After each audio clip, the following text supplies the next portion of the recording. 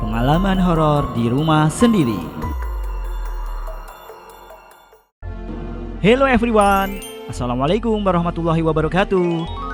Selamat datang lagi di channel Diva Misteri, tempat dimana kalian bisa bahas hal-hal mistis, horor dan semacamnya. Bareng gue Tommy. Dan sekaligus gue ditemenin sama gue Pupus. Kali ini gue sama Pupus bakal berbagi cerita misteri yang dijamin menarik banget. Dan gue yakin sebagian besar dari kalian juga pernah ngalami. Sebelum kita lanjut, gue mau minta tolong kalian buat subscribe channel ini dan nyalakan tombol loncengnya. Guys, kalian pernah nggak ada yang bilang kalau makhluk halus itu ada di setiap tempat? Jadi nggak cuma di kuburan, gedung kosong, atau tempat-tempat yang disebut angker lainnya. Makhluk halus itu sebenarnya ada di sekeliling kita, bahkan di rumah yang kita tempati. Iya, betul banget Pus. Biasanya kita nggak nyadar karena makhluk-makhluk itu nggak nampakin diri. Tapi ada beberapa kasus di mana makhluk halus yang tinggal berdampingan sama manusia itu jahil dan sering ngerjain penghuni rumah. Jadi belum lama ini gue sama Pupus abis baca-baca cerita pengalaman dari pemirsa setia Diva nih. Cerita pengalaman mistis yang terjadi di rumah sendiri. Gue ngerasa ceritanya ini menarik dan serem banget. Kalau gue yang ngalamin, mungkin udah pipis berdiri deh.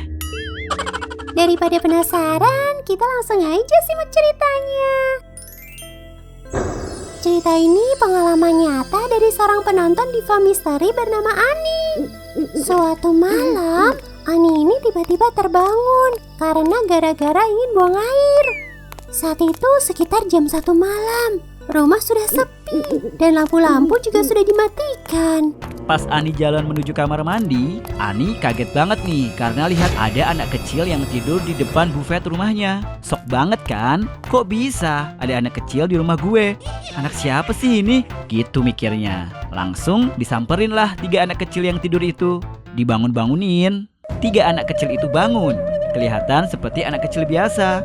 Ani yang saat itu masih kaget langsung tanya-tanyain 3 anak itu kan, "Kalian kok bisa tidur di sini? Masuk lewat mana?" Pokoknya diberondong pertanyaan tanpa mikir kalau 3 anak itu bukan manusia. Apalagi pas ditanyain, nih anak-anak jawab layaknya anak kecil pada umumnya. Dan yang aneh, anak-anak kecil itu ngejawab kalau yang udah nyuruh mereka tidur di depan buffet adalah saudaranya si Ani.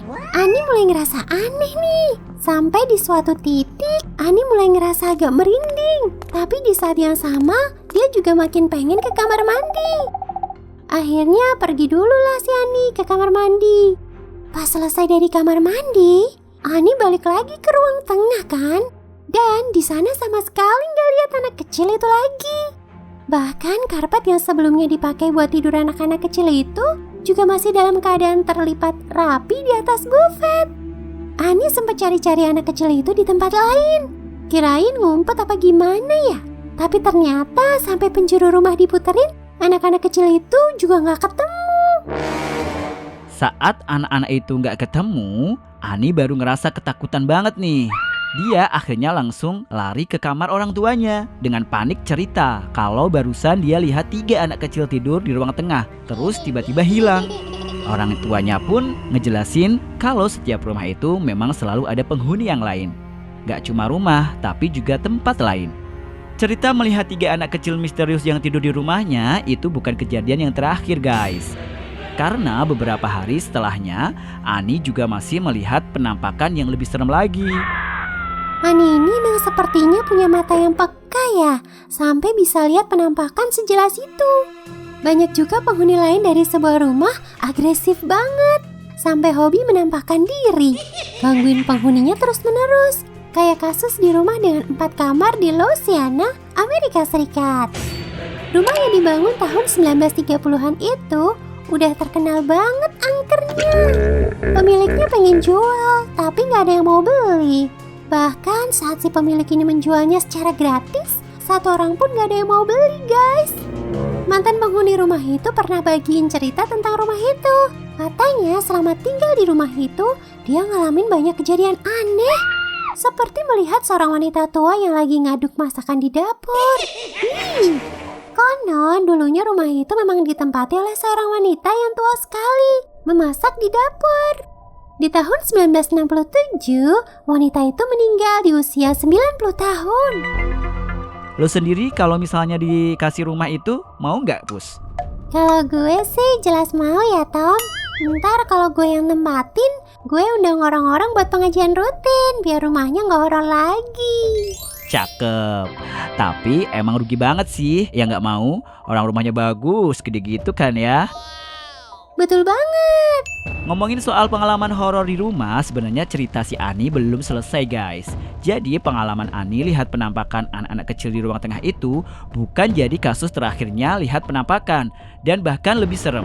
Kalau sebelumnya Ani kan cuma lihat anak-anak kecil yang tidur di ruang tengah, wujudnya biasa, gelagatnya juga biasa. Nah, pengalaman setelah itu bisa dibilang jauh lebih serem dan bikin bulu kuduk merinding.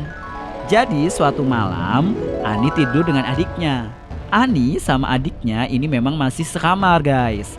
Meski sebenarnya Ani bete kalau harus sekamar sama adiknya terus. Tapi berhubung rumah mereka ini kecil dan gak ada kamar lain, akhirnya Ani terpaksa mau sekamar sama adiknya. Tapi suatu ketika adik ini kentut.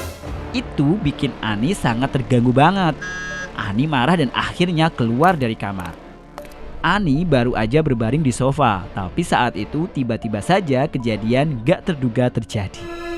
Tiba-tiba saja tirai yang menutup jendela itu bergerak. Tapi bergeraknya ini gak masuk akal banget, karena tirai itu bergerak ke atas, seperti lagi disibak sama seseorang, guys.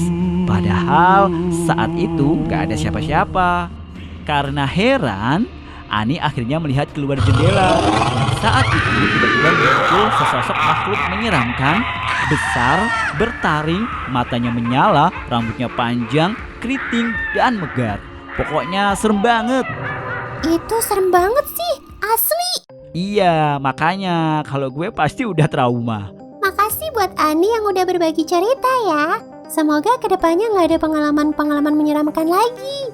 Saran gue, jangan suka sendirian, selalu bareng sama keluarga lain. Biar para hantu-hantu yang sering jahilin lo gak ada kesempatan buat jahilin lagi.